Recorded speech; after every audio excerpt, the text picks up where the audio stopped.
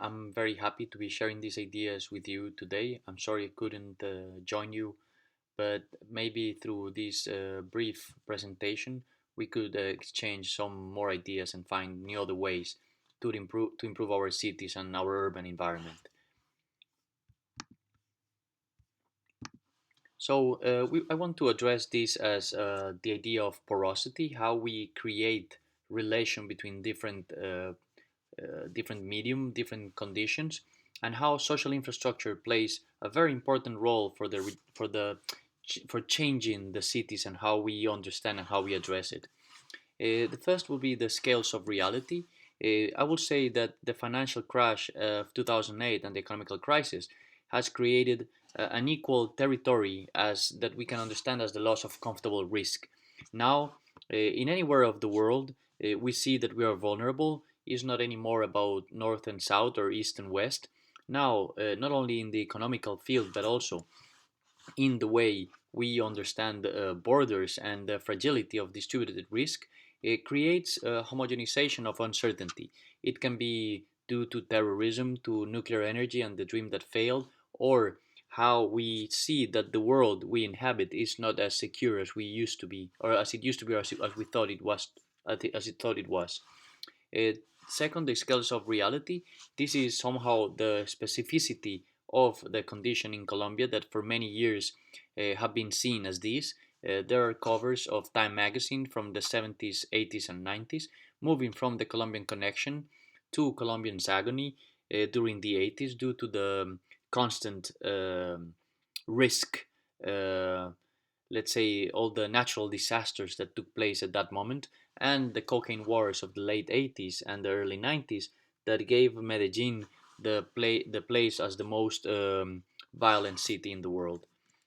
But that has changed, and finally in 2012 we make it to the cover of Time magazine, not because of negative conditions as it used to be, but the Colombian comeback, which is how Colombia, which was a country almost as a failed state in the late 90s, is becoming more relevant, and how we are addressing some of the problems, and how the game is changing, not only from the rural and urban point of view, but how as a society we are beginning to address and face the problems in a very different way. This is Colombia. This is the map of our country, and as you can see, the geography here plays a big role because, for example, cities such as Bogota and Medellin, it's only 300 kilometers, but though it's a very short distance, it can take you between 6 and 8 hours to go from one of these places to the other one. This, as you will see in the further development of the ideas of the lecture of this presentation, geography plays a very important role because it's also the system that creates a disconnection between very different social groups or different cultures in a bigger scale, a broader scale as a country. This has created very strong local identities, cultural diversity, and in some way the annulment of a national identity.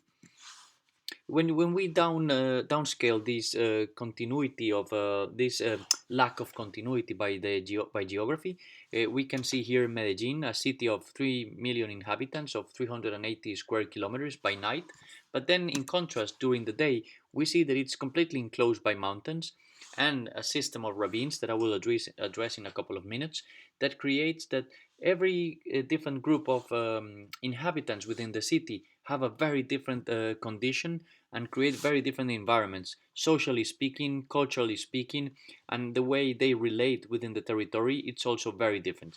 So, how geography creates boundaries and frontiers, and how this set of interventions that I'm about to show you, what they do is try to use geography as a tool, but at the same time, how to break the borders created by geography in itself.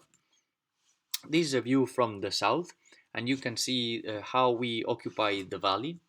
You can see the different conditions of social fracture and equality, how we have in the bottom one of the most neglected neighborhoods for many years that used to be Moravia, that used to be the garbage dump.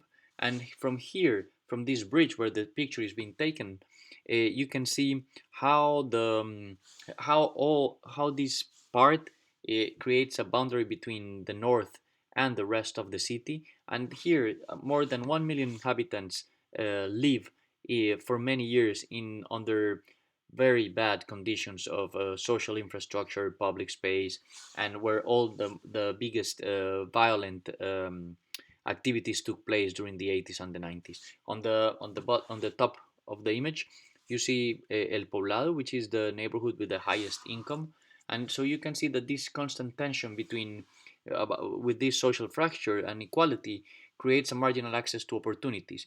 It's not about race, it's not about religion, it's about how people access opportunities because of their income.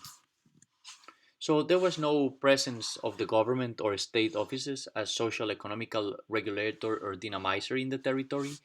Most of these areas had no relation with its surrounding neighborhoods and depended from traditional center or from other neighborhood for any healthcare, leisure, or educational purpose. In that sense, these neighborhoods that were developed by informal dynamics had no relation with each other. Each one of them grew up in a way like an island and separated by geography or ravines with other neighborhoods to their sides, creating very particular internal logics of each one of them. And the third is no social or economical investment was driven toward these neighborhoods, making it fertile for illegal and parallel economies and services. So you see here, I would like to address the case of the northeastern and northwestern neighborhoods in the city, which are the ones with the dark black, the dark brownish color. You see, the dark brownish color means the lowest social income and social conditions. The light yellow, the highest income and highest social condition. But when you match and you locate these colors on the map of the city, you will see that the natural disaster areas match perfectly those social low neighborhoods. That means that social economical segregation versus natural disasters or overlap with natural disasters create the perfect cocktail for for illicit and illegal economy dynamics, and you can see how the government ignored those areas for many years. This is somehow how these neighborhoods look like. This is Santo Domingo Savio in the north eastern part of the city. You can see how the urban fabric breaks completely from the grid and becomes more driven by the geography, by the contours of the mountain, and how density and the lack of public space it's quite amazing. Um, Now you can see the another form of urbanization will be the neighborhood of El Poblado, where mainly the model is towers, high-rise towers, also with a lack of public space. In this case, public space becomes surrounded by gated communities, or the traditional city center that for many years used to be the the center of the city where everybody was meeting and all the dynamics were taking place, and how this city center was not able to expand their services to these different neighborhoods, created very different conditions to its inhabitants, to up to a point that these informal settlements created its own dynamics and uses only the center as a transportation hub. They go to the city, to the center, and change the transportation system and then return to the neighborhood or go to their place of work. So you see that the hydric system of ravines and rivers it's very strong. Each ravine creates a boundary between neighborhoods, between social classes in many cases, but at the same time defines a very particular identity to each one of these neighborhoods. When you look at it, also the slope it's very clear. When you overpost or superimpose the slope that takes place, when it's a high slope, you can see it's a dark brown. It's more than 28% of slope, and when it's green, it's between 0 and 7%. But you can take into account that most of the housing or the inhabited spaces take place between the yellow lines up to the brownish. The green line has been left mainly in the city for production and services. So everybody, no matter the social income, had to deal with the slope and the ravines. So some of the challenges and the realities that we have is that our condition in the city is not about sanitation, is not about bringing public facilities to the neighborhoods. You can see that our reality is not about utilities. The sewage, picking up the garbage with trucks, and the gas coverage, it's pretty much all of them. It's almost 90%. You can see in the top of the image the sewage system. It's 100% since 2004. Um, Picking up the garbage, it's almost 100% since 2004 as well. And gas has been increasing since 2005, now having almost 100% of coverage as well. When you look at the sewage compared to the energy coverage, energy, it's been covering the city for more than 20 years now. So this brings a question of how to intervene in these areas when sanitation and utilities is not a big issue, and what are the problems and the issues that we want to address, and how to tackle this condition.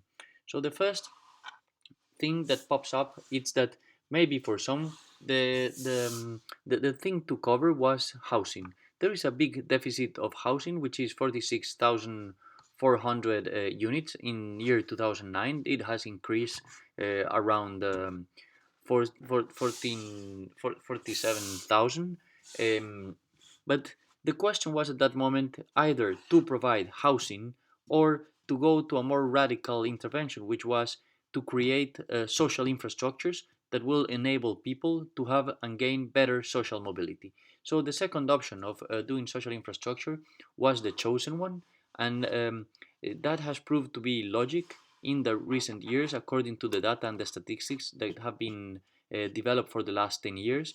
And somehow, even though housing has been relegated to a second condition, though some projects have helped housing to develop, I don't believe that housing will solve the problem or either will change the dynamics, because the Colombian system benefits private housing construction, no matter if it's social housing, over public housing construction.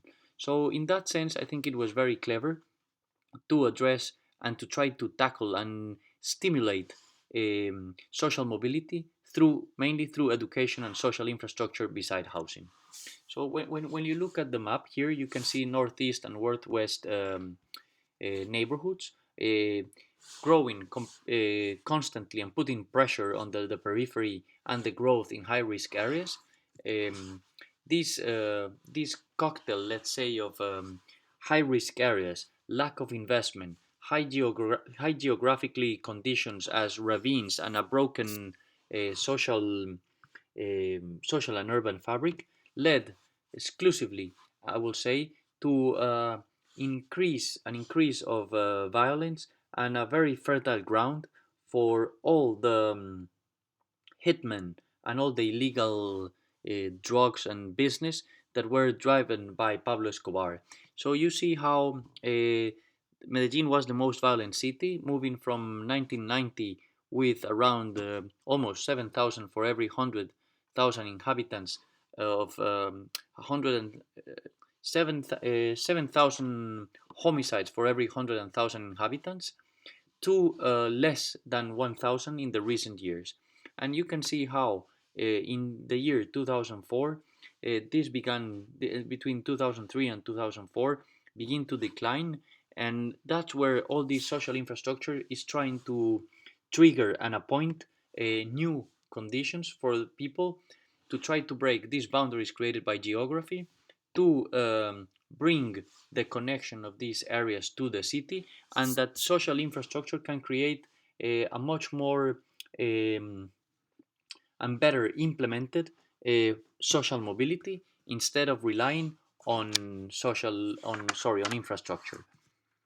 So the first one was how to create very specific interventions that actually took place as an interface to link and resolve political tools with social needs. This was materialized as strategic articulation between different disciplines, and it was not architecture, either urbanism. in its most strict and traditional definition, but the interesting thing of how we addressed the strategy was how to create a point of contact for community, government, private companies, and how architecture and urbanism were the tools to give matter and to make those intentions, those policies tangible for the community. How these projects were first driven as processes rather than goals or objectives. So we self-imposed constraint at that moment to in order to deal with these problems. The self-imposed constraint generated 8 strategies. The first self-imposed constraint was no big-scale intervention. This meant that projects were not linked to huge and big-scale processes and decisions that will eventually lead to long-term negotiation with traditional politicians or private interest. Also, at the same time, when these big scale interventions take place, they actually attract the same players all around the world. That means very big corporate business trying to make huge infrastructural operations where community doesn't matter. So we wanted to get rid of that possibility and be very specific with the interventions that these interventions could bring together government, community, and other different shareholders or agents. So second, the idea was no improvisation. Instead of that, design the processes, use the processes as a way of connecting with the people, of bringing them to the projects, instead of trying to impose a project. C was no infrastructure based projects. Um, that means that infrastructure projects take too long, and again, I highlight the same issue. Usually bring the same players to the game that they don't care or they at least don't want to address problems or needs from the community. And these big projects only benefit just a few citizens, private car owners, real estate operations, etc. Fourth, or D, was to avoid the budget distribution in the territory, just because that was the political culture of city management. And this was a high price that was needed to be paid in order to break the political culture of creating or of distributing the budget equally to all the boroughs without realizing where the money was needed. So in this case, some studies were made understanding what was the need of each one of the neighborhoods at that moment and giving priority to the most neglected areas that previously nobody had invested any money in it.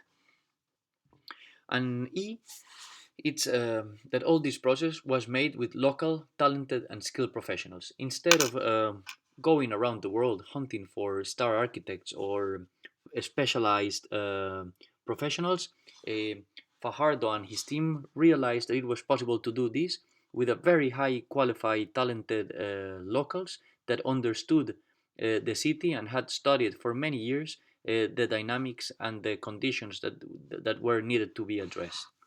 So all these imposed constraint generated 8 strategies. The first one is zones in action, which means how to implement or to insert these budgets strategically instead of spending the money all around the city. We located six spots that were relevant to have the money working in a different way.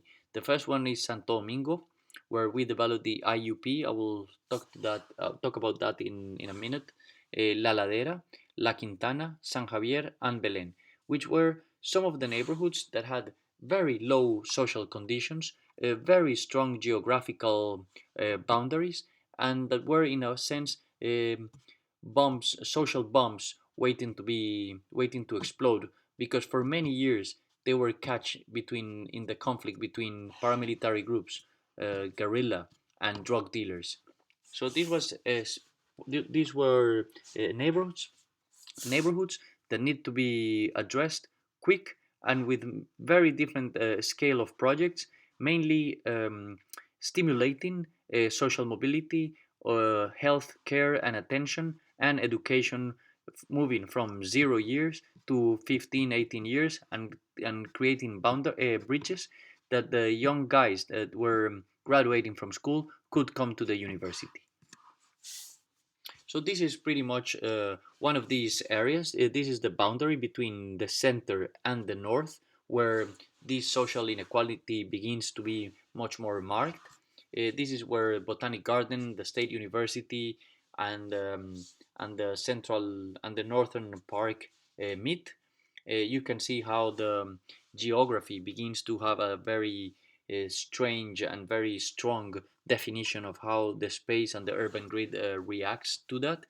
By that, also you can see the ravines, which are the little green lines curving down from the mountain, but that are also creating very strong boundaries between very different social neighborhoods.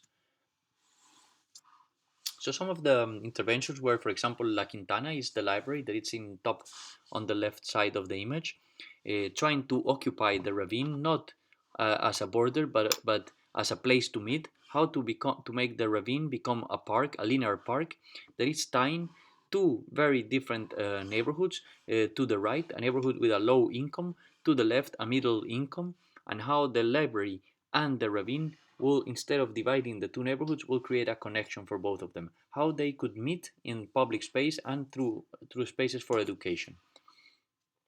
One of the most important is Santo Domingo IUP. The IUP have been the most efficient operating instrument to design and coordinate complex and holistic operational processes. The IUP means um, IUP means the integral urban project, and they are important because inside of this role model is where all the development of programs, works, and almost all negotiations between defined local and community leaders and stakeholders take place. It is a precise process with phased deployment, with visible and verifiable objectives. In that sense, as I mentioned early in my presentation, it was mainly about creating objectives that will become projects instead of trying to apply projects with no objectives. So actions and operations have been a simultaneous process that combine and give injection of new and diverse programs with high impact as a part of a draft of diverse and multi-scale urban architecture. This strategy combines high-impact strategic works with local processes, small-scale intervention, facilitating the articulation of government policies and programs, top-down policies to be more precise, with local initiatives, which are, of course, bottom-up initiatives. So the IUPs is this figure that allows community to connect with the government and government with the community, giving the space for mediation that all the stakeholders can meet and create a project or a project out of objectives. And this inverts the traditional logic that intervention first defines projects and then they create objectives. So here it was the other way around. By defining objectives, the community will participate from a very different perspective, not assuming that there was imposition of the projects.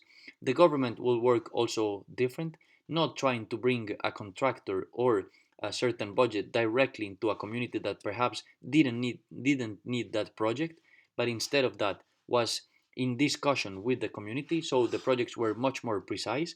And in the end, the verification, or let's say somebody, in this case the community, was being aware what was being done and how it was done. So it was a collective construction. The third was linking strategic processes. How to link all the processes and putting all the tools in the same place in the territory instead of having very different offices from the municipality, from the mayor's office, working separate or scattered. That meant that even education content in the schools, health programs, projects for economical development and social mobility, or for housing were operating and coordinated from within the same office instead of repeating processes that were not effective. That was something that traditionally usually happens in many cities, which is that the departments from an office don't talk to each other inside the municipality, and they repeat, or even one program destroys the one that the other office is doing at the same time from the same governmental office. So here, what we were doing was trying to link all the strategic processes. For that, first was the decision of the budget, how to invest instead of dividing the budget into 16 boroughs, how to invest six parts of that budget and 5/16 parts and five parts of that budget in the northeastern neighborhood, and five parts of that 16 pieces of budget into the central west community. That created porosity and attraction. In that sense, was making that people inside the neighborhood will have a different mobility as physical mobility to move from one place to the other one, tearing down the boundaries, tearing down the frontiers, and at the same time creating an attraction for the rest of the city, for other neighborhoods to feel that they could go there and that there was something attractive for them to do there, to be there, or to see there. That was very clear when we began to do the analysis and understood that this neighborhood, Santo Domingo, was being absolutely secluded, disconnected from the rest of the city, and our purpose was how to bring the connection to the neighborhood again. So you could see how from 1954, when the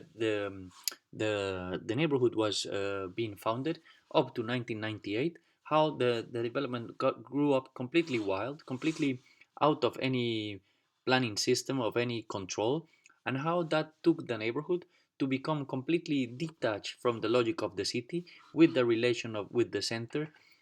So we found a little, let's say, a little city within the neighborhood, or a little city within the city of almost 700,000 inhabitants, with a very big lack of social infrastructure, of connectivity, that was almost abandoned and neglected by governors and mayors for more than 50 years. So here is the image from above, where you can see the same perimeter that I was telling you about. You can see the density of the intervention, the lack of green areas and public space. It's clear from above. So how to implement and how to understand this territory? So the first thing was to understand that the policy of the Metro Cable that was implemented in the year 2003 needed not only to be more than a transportation infrastructure, but needed to be a way of creating a backbone for public infrastructure, and that so many things needed to be connected within that and use the infrastructure that was built by the previous mayor as a backbone to connect and create diversity in the neighborhood.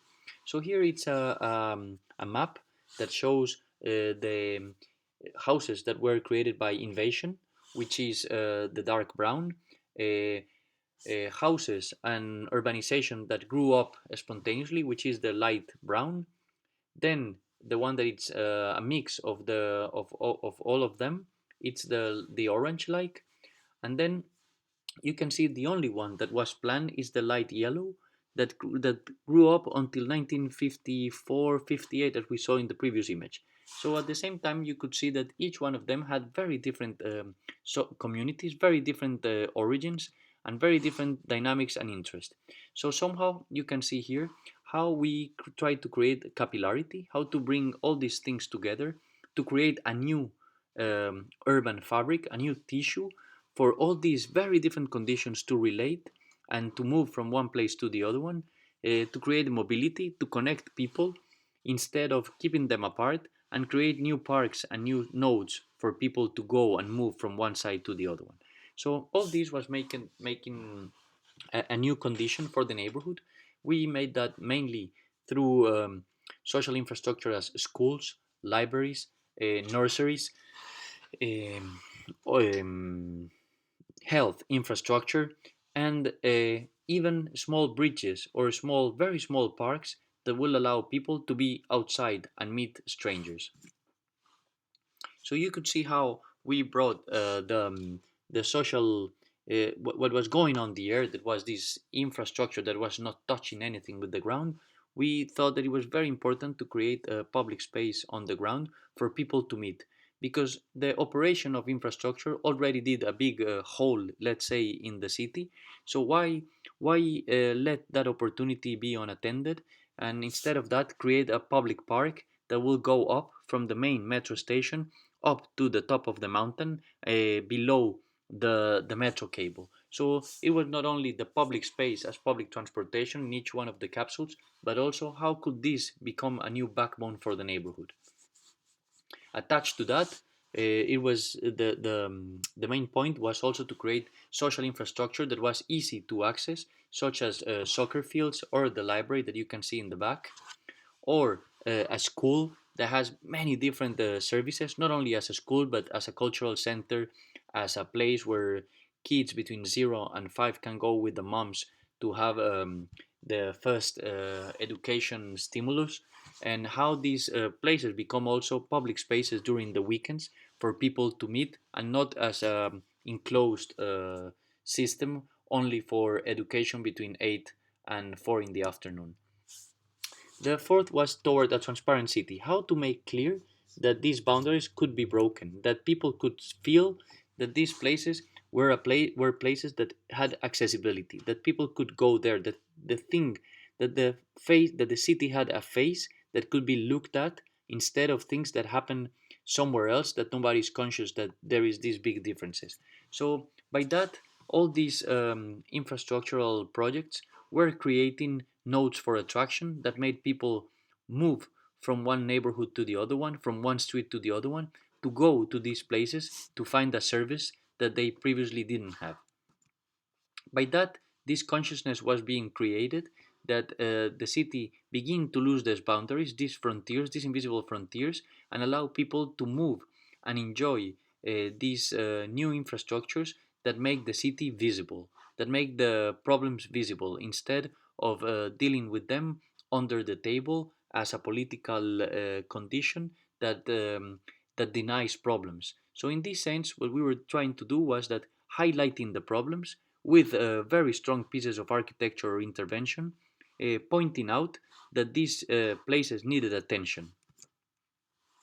The high quality and beauty as policy for social inclusion was also very important, because the tradition has been, or was at that moment, until that moment, the tradition was that all public infrastructure should be built cheap, with very bad quality, very ugly, so people was not feeling proud of their infrastructures. Now with this, people take care of these buildings. People feel proud that they have these high quality buildings in their neighborhood, and they want to show the world and the other neighborhoods that they care for these spaces, creating a very different relation with the public infrastructure.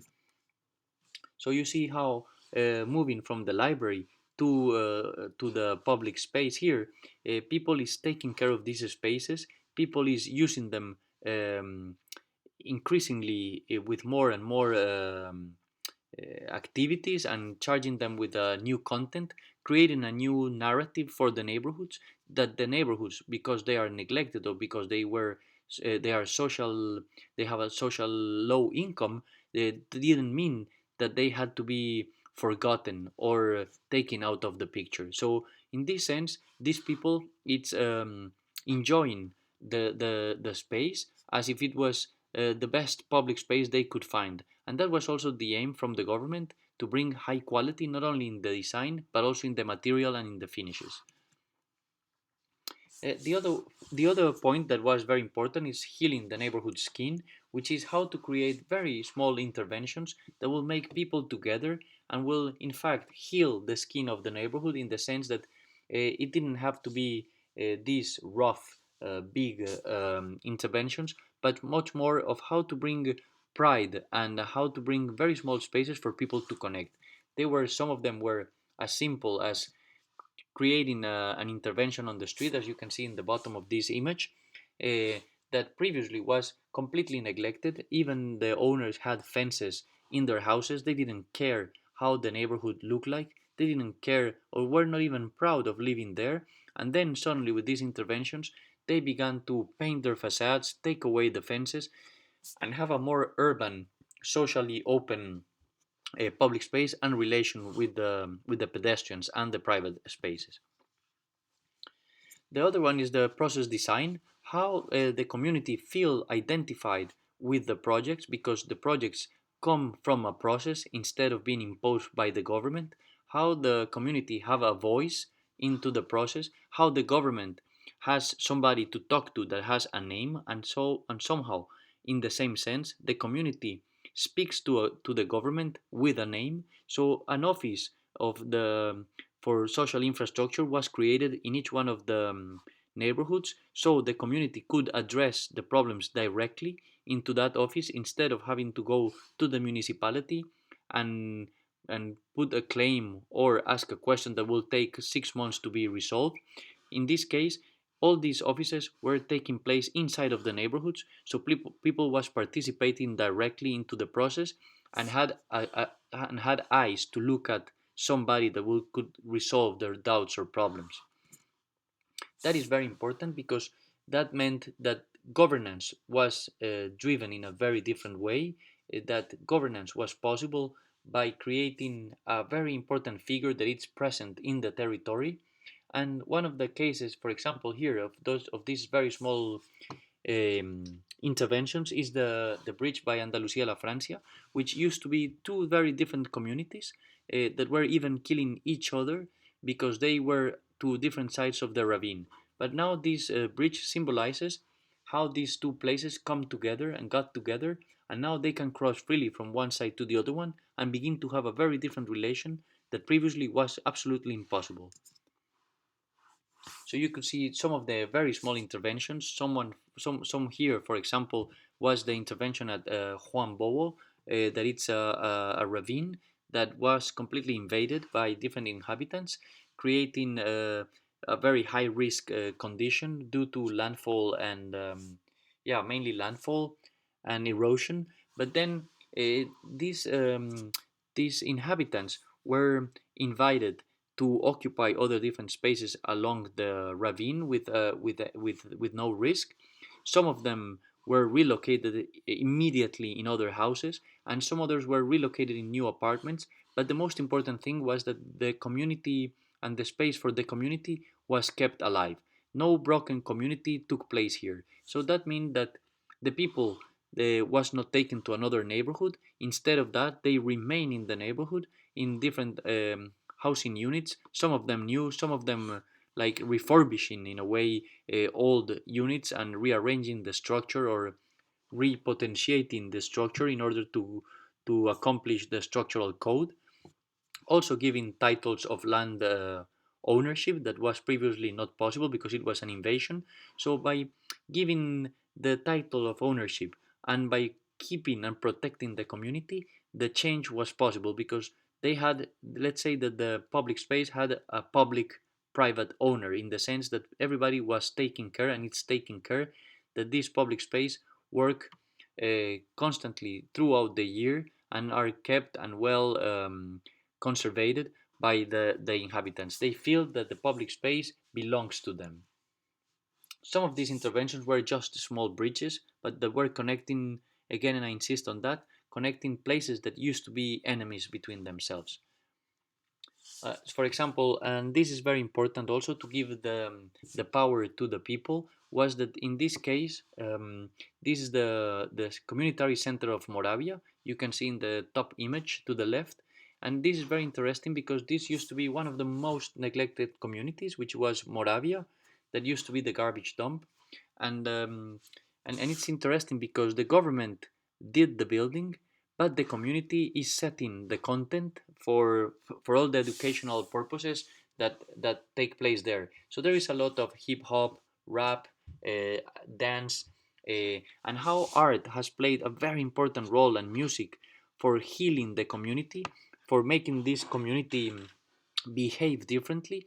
So there is an interesting educational programs that people go to the center to attend and learn and educate themselves, but at the same time they offer a lot of alternatives that they self-organize there. So it's a very vivid center that operates in a very beautiful way, and I think it symbolizes the most important point here in this idea, which is that how we are able to create institutions, physically or non-physically, that allow government, community, even private companies to come together for common purposes, for common objectives and goals, rather than create projects that sometimes are imposed from one side or the other one. So this is the interesting thing of social urbanism, is how to create these dialogues between different agents to create common goals and to address common problems that once everybody has a meaning in the collective group and everybody listens to the other one, I think that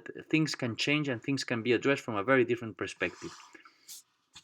I think that's all. Thank you very much. I hope I can be useful with some questions and answers. It's been a pleasure. Thank you. Thank you very much.